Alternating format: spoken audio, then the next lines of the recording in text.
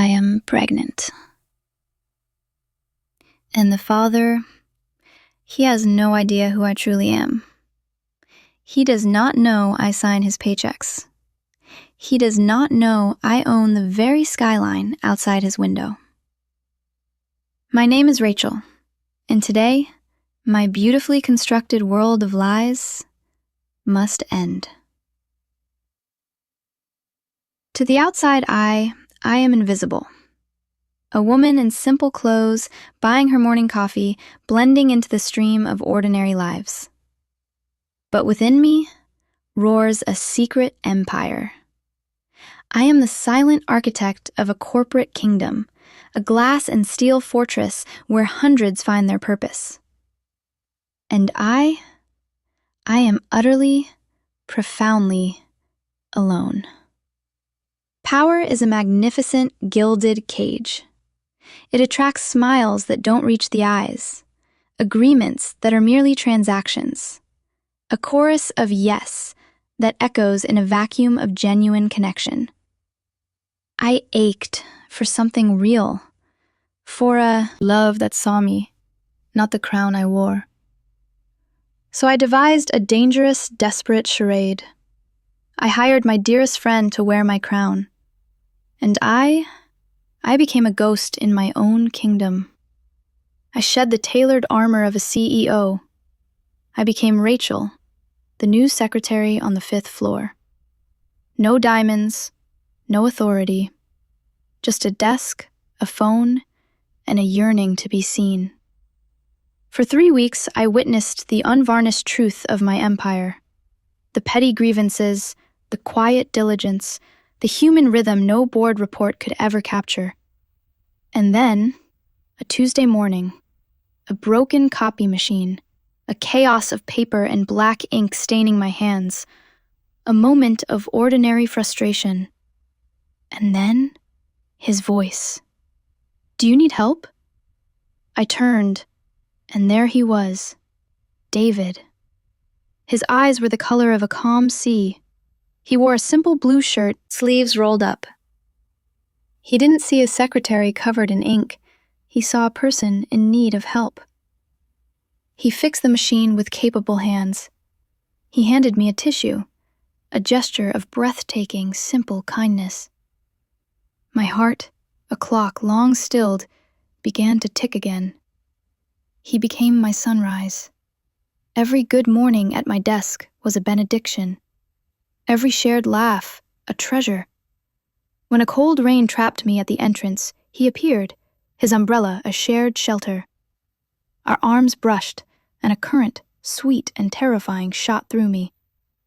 Beneath that umbrella, he asked me to dinner, not as colleagues, but as something infinitely more precious. Our first date was in a humble pizzeria. The candle was a flickering tea light. And I told my first lie. I crafted a past of comforting normalcy, erasing boarding schools and trust funds. I saw my real life reflected in his eyes, and I was certain it would shatter the spell. So I hid it. I buried the CEO and let the secretary, let Rachel, fall in love. And oh, how I fell. He was everything the polished men in my world were not. He was genuine. He was proud in the purest sense. He insisted on paying for our simple meals, his face etched with the solemn joy of providing. He wanted to take care of me, and I, who could buy the city, felt cherished by his $10 gesture. That was love. Real, unadulterated love. And I lied to keep it. Then, the sickness came. A rolling nausea that had nothing to do with anxiety. The missed cycle. The drugstore test clutched in a trembling hand in my vast, silent bathroom. The 2 pink lines. A miracle. Wrapped in a prison of my own making. I was carrying David's child. a life born of pure love and a foundation of pure deceit. How do you say it? David, I'm pregnant. And by the way, I own the company, the building, and likely the chair you're sitting on. He valued honesty above all. He once told me his father's words, "A lie is a crack in the soul, Rachel. Truth is the only mortar that holds." And I had built us a house of cards on a foundation of cracks. I had to end it. I chose the most terrifying stage, the all-company meeting. I would reveal myself to the crowd, but I was only speaking to one man. The morning of, I dressed not as Rachel the secretary, but as the monarch reclaiming her throne. The silk suit felt like a costume, the diamonds like ice. As I stood behind the curtain, listening to the murmur of my employees, I placed a hand on my still flat stomach.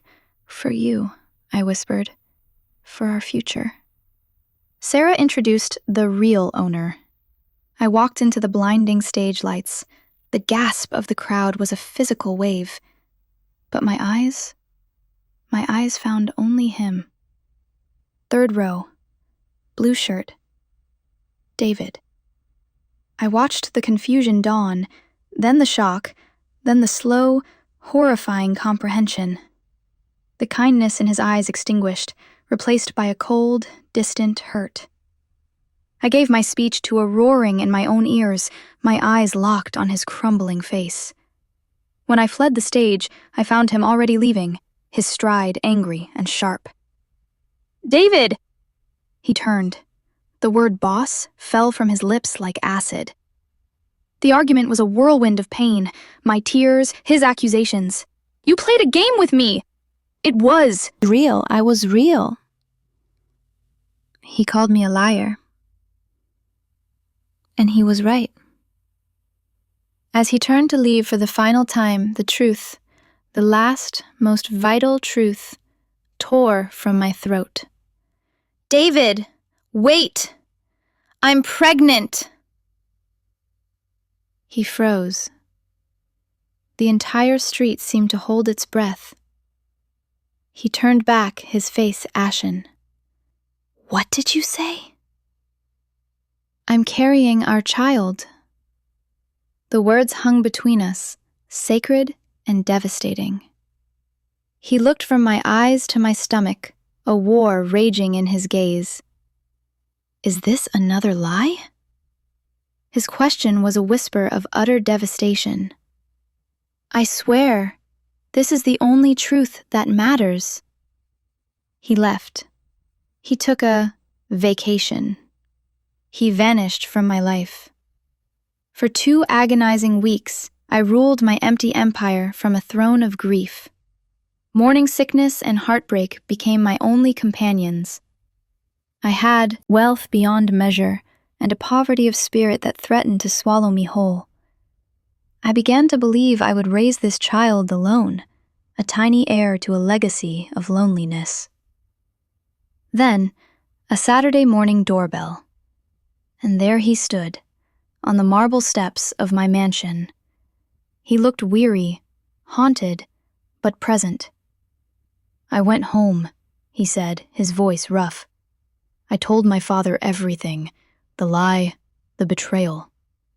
He stepped inside, his eyes taking in the opulent proof of my deception. He asked me one question, Rachel. David's gaze found mine, piercing through the grandeur. "Do you love her?" The air vanished from the room, and I had to answer. A tear traced a path down his cheek. I said yes. I tried to stop, but I can't. "I love you." I wept. We wept. "No more lies," he demanded, his voice firm through the tears. "Never again. We are partners. Truth, even when it hurts." "I promise," I choked out. "Just truth." Then his hand, so gentle, came to rest on my stomach. The connection was instant, profound, a silent vow passing from his palm to our growing child. "Hello, little one," he breathed. "I'm your daddy." The fortress of my life finally became a home. We filled the silent halls with plans, with laughter, with the simple, noisy truth of love. David returned to his accounting desk, not as a trophy, but as a proud man, my partner. The gossip died when people saw the way he still brought me coffee, the way my hand sought his in every meeting, the pure, unassailable reality of us. Now, my body is a temple of imminent life. Our son Thomas prepares for his grand entrance. David is in the workshop, building a crib with his own hands, a strong, honest cradle for our truth. I learned a lesson written in the stars and in the simple touch of a hand. You can own everything the light touches and still live in the dark. Real wealth is found in the courage to be truly seen, in the terrifying, glorious risk of a naked heart. My lie was the cocoon, but the truth was the only force strong enough to set my soul free. I am Rachel. I am a CEO. I am a mother. And I am loved, not for my title, but for my scarred, hopeful, finally honest heart. And that is the most powerful position in the world.